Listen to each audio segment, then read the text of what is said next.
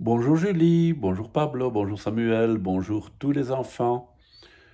Je suppose qu'on vous a déjà dit qu'il ne faut pas gaspiller l'eau, parce que l'eau c'est précieux, l'eau c'est la vie. Et nous, en Belgique, on a quand même beaucoup de chance, c'est qu'on a de l'eau très facilement, et sauf en période de sécheresse, on en a autant qu'on en veut. Il y a des pays qui sont beaucoup moins bien lotis que nous. L'histoire d'aujourd'hui s'appelle Goutte d'eau. C'est un conte indien. Oui, les Indiens, c'est pas seulement ceux avec les plumes qu'on voit dans les aventures, hein. Ça, ce sont les Indiens d'Amérique. Sinon, les Indiens, ce sont les habitants de l'Inde, un très très grand pays. Quelle chance on a d'avoir de la bonne eau, de l'eau qui coule sur les cailloux, de l'eau qui gambade, qui s'évade, de l'eau qui sautille, qui pétille. Dans notre pays, dans notre famille, quand on veut de l'eau, on ouvre un robinet tout simplement, et l'eau coule, toute fraîche, toute bonne à boire. Oui, nous avons de la chance d'avoir des robinets avec de l'eau qui coule. De par le monde, de nombreuses familles n'ont pas cette chance-là. Voici l'histoire d'une famille qui ne possède qu'un seau pour aller chercher de l'eau.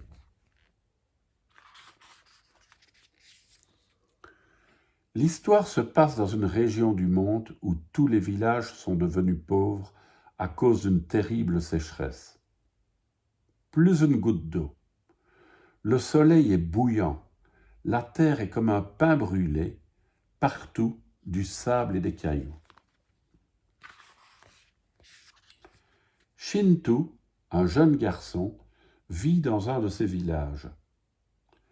Ses parents ont dû partir en ville pour trouver du travail. Ils ont confié l'enfant à un vieil oncle qui possède des terres, une scierie et un éléphant. Un jour, l'oncle tombe malade. Il va mourir de soif. Le jeune Shintu est très faible.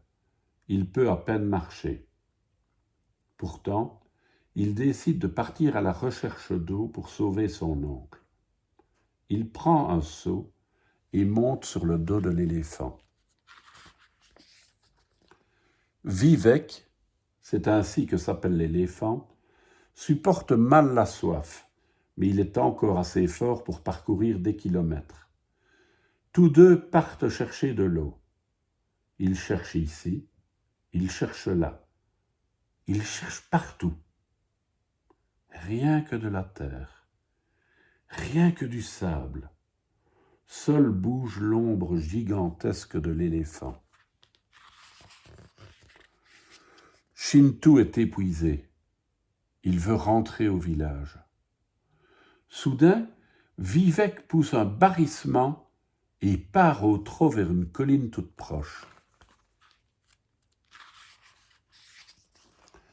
Vivek va jusqu'au pied d'un arbre.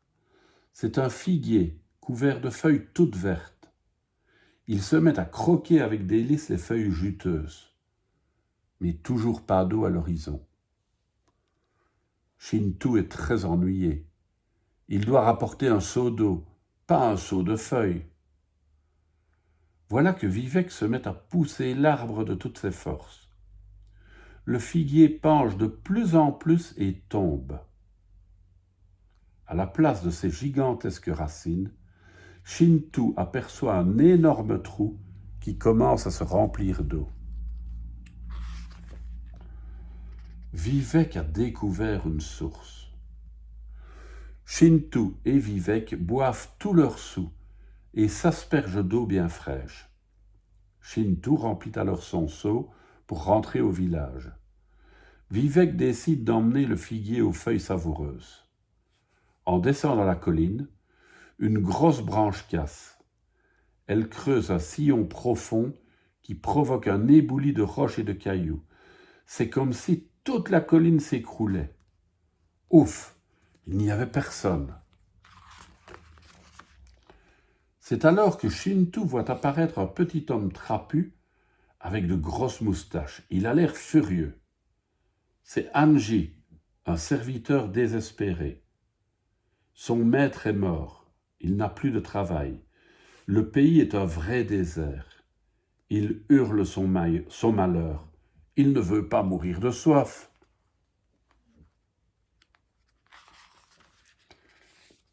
Quand il découvre le seau rempli d'eau, Anji demande à Shinto: « Qu'avez-vous dans ce seau ?»« De l'eau. »« Par pitié, donnez-moi un peu, juste une goutte, une seule goutte, et je serai votre serviteur pour la vie. » Anji aide Vivek à tirer le figuier en attachant le tronc avec une grosse corde. Puis il va s'asseoir derrière Shinto. Anji se met à chanter bien fort une chanson qui parle de l'eau, source de toute vie sur terre. Qui a de l'eau a ce qu'il lui faut, qui a de l'eau a une jolie peau. La chanson de Anji attire une vieille femme. Elle les supplie de lui donner un peu d'eau pour remplir sa cruche. « Une goutte, c'est tout ce que je demande, dit-elle. »« Nous pourrions t'en donner 2, répond Anji. Une petite pour boire et une grande pour cuisiner si tu nous fais à manger. » La vieille femme prend de l'eau pour boire et pour cuisiner. Elle leur prépare le meilleur plat du monde. « Merci pour ce délicieux repas, dit Shinto. C'est trop bon. » « Nous avons besoin d'une bonne cuisinière. Viens avec nous, dit Anji. » Ils repartent vers le village avec un nouveau passager. Dans le seau, l'eau a diminué de moitié, mais il en reste encore assez pour l'oncle de Shinto. Ils n'ont pas fait 100 pas que l'éléphant s'arrête, la patte en l'air. Vivek allait écraser un oiseau. « Oh, le pauvre! Donnez-lui à boire, dit la vieille femme. » Une goutte d'eau dans son bec, et le voilà qui chante. Et l'éléphant repart. Nos amis aperçoivent un gros bœuf couché sur le flanc. Shinto aide le bœuf à se relever. Il lui donne à boire. Puis c'est le tour d'une vache et de son veau, d'un âne, d'un chiot, d'un cochon, d'une poule, de 2 poules. Les animaux aussi meurent de soif. À tous, Shinto donne une gorgée d'eau. Tous suivent l'éléphant. Ils approchent enfin du village, mais Shinto est triste. Le seau est presque vide. De retour chez son oncle, il verse le reste de l'eau dans un petit bol, en faisant bien attention de ne pas en gaspiller une seule goutte. Shinto veut donner à boire au vieil homme faible et assoiffé. Mais horreur, le bol est vide. Le chat a bu toute l'eau du bol. Le vieillard est furieux. Shinto est désespéré et fond en larmes. Soudain, il entend une musique. Une musique qui s'approche. C'est la chanson de l'eau. De l'eau, oui, c'est de l'eau. Elle descend de la source comme une rivière dans le fossé profond que l'arbre de Vivek a creusé sur son passage. Shinto se précipite à sa fenêtre et crie à tous ses amis « De l'eau! De l'eau !» Anji, en bon serviteur, entre dans la chambre de l'oncle avec un seau plein d'eau. Le vieillard se met à boire, à boire. Il boit toute l'eau du seau.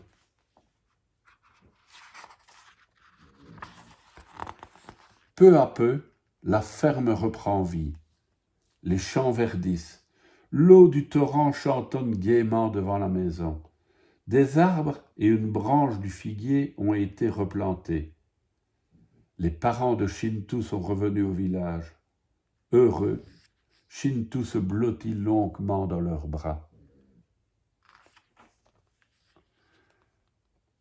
Quelle chance on a d'avoir de la bonne eau. De l'eau qui coule, qui gambade, qui s'évade. De l'eau qui sautille, qui pétille. Si on n'avait plus d'eau, ce serait terrible. Mes vêtements seraient tout souillés. la vaisselle s'entasserait dans l'évier. Ma maison ne sentirait pas bon. À quoi servirait le savon? Plus de douche avant d'aller au lit. Juste l'envie d'un grand verre d'eau dans ma bouche.